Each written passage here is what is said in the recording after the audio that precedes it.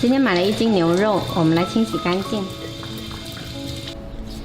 切小块，用绞肉机绞成肉末。在老家这边的牛肉要赶集日才有，这还是我昨天买的，放在冰箱冷藏，今天才拿来用。再加入一块稍微肥一点的五花肉一起打。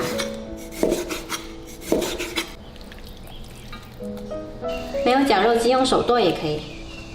夹好后，拿个大一点的碗装起来。取半个洋葱切成碎末。水平锅加一点点底油，把洋葱炒香。洋葱炒一下可以去除它的辛辣味，也不容易出水，吃起来会更香。炒好的放凉备用。加入一把葱花，少许盐，2勺生抽，1勺蚝油，小半勺白糖提鲜，一点点黑胡椒粉增香。冷却后的洋葱加进来，再来3勺淀粉，最后打入1个鸡蛋，搅拌均匀，再顺时针搅打上劲。一定要搅打上劲才能够成团哦。我大概搅了5分钟，搅成这样子，有点点拉丝的状态就可以啦。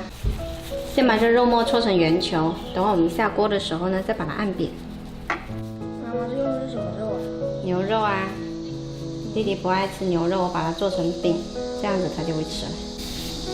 就把它搓成个球，对不对？啊，对。就这样子啊，按扁。然后放下去煎。对了，手别碰到这个壁。然后我们放另外一边是牛扒烤盘，等会儿呢煎出来就会有很漂亮的纹路。到这里，地上这些，边边并住它，然后就这样子翻过来啊，试一下。固定住那个肉饼，然后用筷子翻也行，用那个翻也行，对。啊，对了，翻过来了，就是这样子的。还有这一块翻过来，这边煎出来好像牛扒呀。对，本来就是牛扒嘛。好，盖上盖焖2分钟。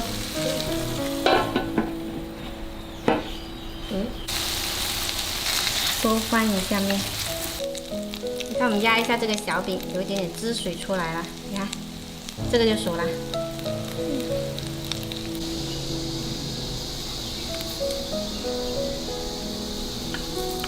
照你说的，一个这个纹路，一个那个纹路。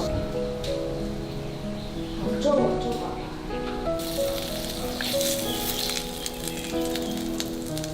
放吧。对呀。